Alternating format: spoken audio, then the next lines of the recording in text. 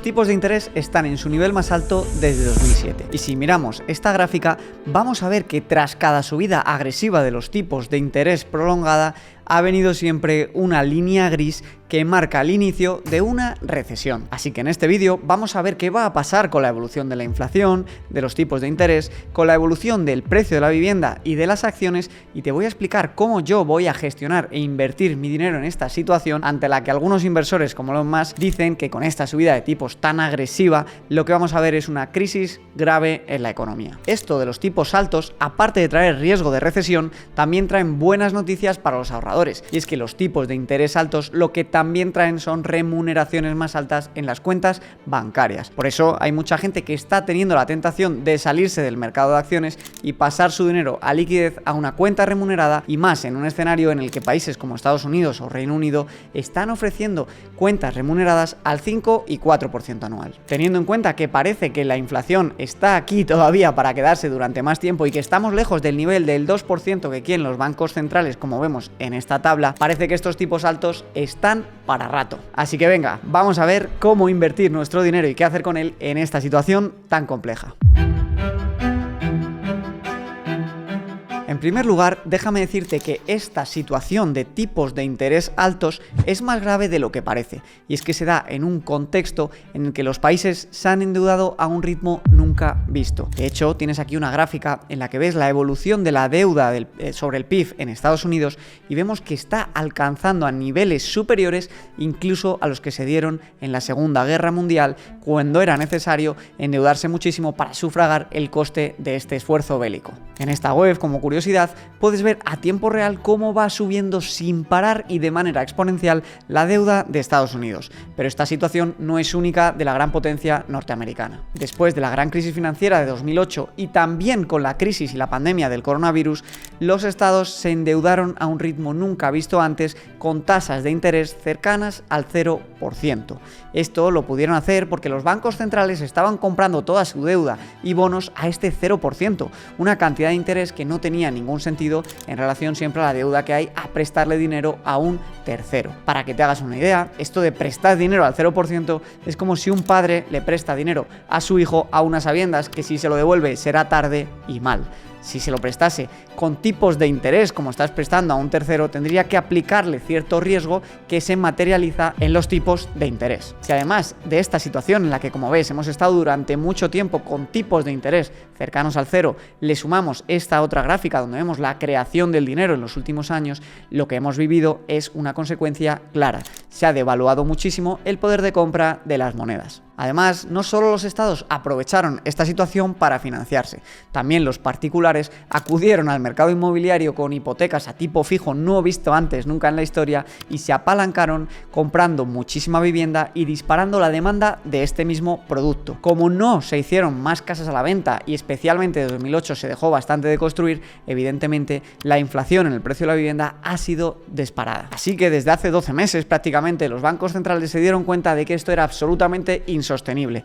porque si no se iba a entrar en una espiral de hiperinflación prácticamente, donde el euro y el dólar iba a perder todo el sentido y los ciudadanos se iban a empobrecer porque los salarios reales no habían crecido al mismo ritmo que crecía todos los servicios y productos que nos rodeaban. Evidentemente tuvo sentido subir los tipos de interés y lo que se ha conseguido es bajar la inflación de este 10% anual a prácticamente un 3,4% en el último mes. Además del encarecimiento de la financiación, también vemos noticias como esta donde desde Bloomberg nos dicen que el ciudadano medio americano ya se ha quedado sin ese exceso de ahorros que le surgió y que tuvo gracias a los cheques estímulos de la pandemia y a los tipos tan bajos y a estar confinado en casa y no gastar durante ese periodo. Por tanto, la combinación de tipos más altos, encarecimiento de la financiación y ya estar gastando el dinero que se había imprimido y dado a los ciudadanos en la pandemia sí que está haciendo que se controle la inflación. Pero ojo, porque el problema puede ser más grave de lo que parece. Si vemos esta otra noticia, vemos que la inflación de la mayoría de las cosas sí que está controlada, pero la inflación de la vivienda es la que sigue disparada y la que ha generado que la inflación realmente sea tan alta como ha sido estos últimos meses.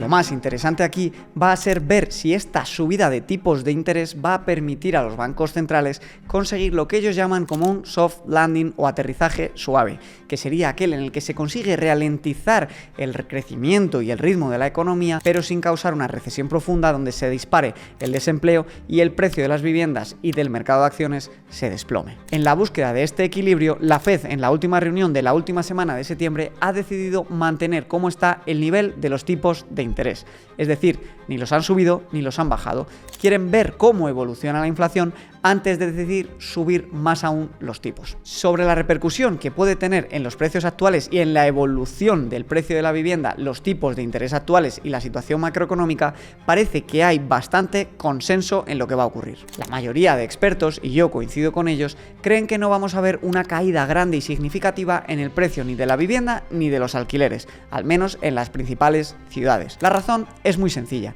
y es que los ciudadanos que poseen actualmente las viviendas lo hacen con hipotecas a tipo fijo muy bajos. Si ellos quisieran desprenderse de las viviendas que tienen, tendrían que comprar otras con hipotecas a tipos muy superiores, lo cual les pondría en una situación desventajosa respecto a la que tienen actualmente. Además, como te venía diciendo, desde la crisis del 2008 apenas se ha construido, por tanto, aunque hay menos gente intentando comprar vivienda, también hay muy poca vivienda a la venta. Por tanto, como existe este problema y este desajuste en la curva de la oferta y la demanda, pese a que el encarecimiento de la financiación haga más difícil a la gente acceder, aún no hay lo suficientemente gente que necesite vender su vivienda. Respecto a la renta variable y las acciones, aquí hay más debate y hay inversores que creen que se viene un crash, una recesión y caídas profundas en el precio de las acciones, y hay muchos otros inversores, la gran mayoría, que creen que no. Vamos a ver qué es lo que pasa. Si miramos las previsiones de uno de los grandes bancos de inversión como es Goldman Sachs, nos dicen que solo estiman un 15% de probabilidad de recesión. Si nos vamos a otros analistas y vemos el índice de Bloomberg de economistas,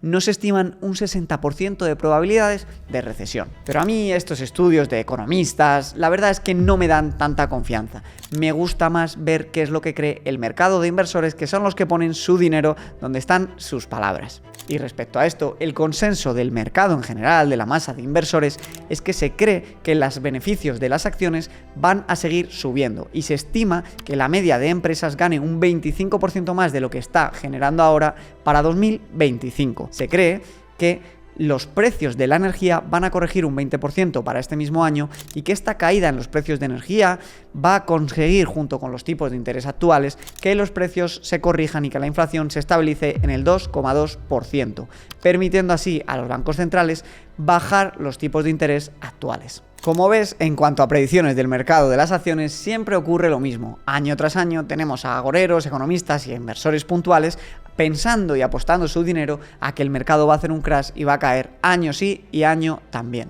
Por ello, en cuanto a qué hacer con nuestro dinero en este entorno de volatilidad alta y de riesgo macroeconómico, en un momento en el que las cuentas remuneradas nos dan entre un 4 y un 5% de remuneración sin riesgo, sí que existe esta tentación de decir, oye, me salgo del mercado, que al fin y al cabo la media histórica de rentabilidad es de un 8%, pero con el riesgo que conlleva, y me pongo en mi cuentita remunerada que me va a dar este 4 o 5% sin volatilidad y sin riesgo. No obstante, tienes que entender que la situación es incierta. No sabemos cuánto tiempo van a durar los tipos altos, por tanto no sabemos cuánto tiempo nos van a dar rentabilidad y remuneración por nuestros ahorros, y lo que es más importante, lo que sí sabemos es que a largo plazo, en periodos de 10, 20 y 30 años, en acciones podremos ganar un 8%, mientras que la rentabilidad en cuentas remuneradas apenas batirá a la inflación. Y es que podría incluso darse el caso que con este 3 y 4% de rentabilidad en las cuentas remuneradas, tu dinero perdiese poder adquisitivo porque la inflación vuelva y sea aún más alta de lo que era hasta ahora. Y es que inversores como Michael Burry o la propia Casa Blanca en este estudio, en este paper que emitieron hace ya un año y medio, nos explicaban que la naturaleza de la inflación es ir y venir en picos normalmente y en olas de al menos 2 ocasiones. Esto querría decir que se podría controlar la inflación como está ahora y en el momento en que los bancos centrales rebajasen otra vez tipos, se volviese a descontrolar y tú volvieses a perder poder adquisitivo si tienes tu dinero en ahorros. Históricamente, el activo que más protege contra la inflación son las acciones. Aquí lo ves representado en esta gráfica. El poder adquisitivo del euro y el dólar se va a ver disminuido, mientras que el de las acciones va a multiplicar. Por tanto, a largo plazo es un error garrafal tener tu dinero en las cuentas remuneradas. Mi consejo es que evites la tentación de salirte del mercado. Personalmente sigo invirtiendo cada semana en mis fondos indexados, sigo haciendo compras a Bitcoin también paulatinas y periódicas y sigo por tanto teniendo exposición máxima al mercado más allá de mi fondo de emergencia. Me gustaría acabar el vídeo con una reflexión de Ray Dalio, al que el otro día le preguntaron cómo podía afrontar la volatilidad y los tiempos de inflación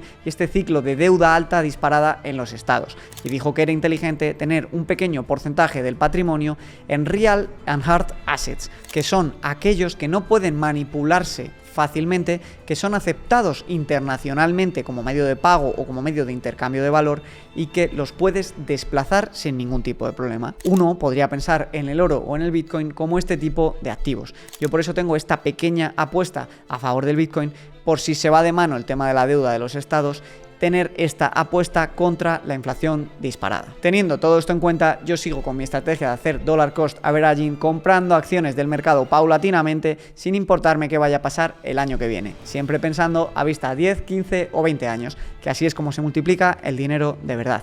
Muchas gracias, suscríbete y comparte este vídeo con quien creas que le puede ser útil, dale like y déjame en los comentarios qué opinas, que sobre todo el primer día intento responder a todos los que dejáis vuestras preguntas. Nos vemos en el siguiente vídeo.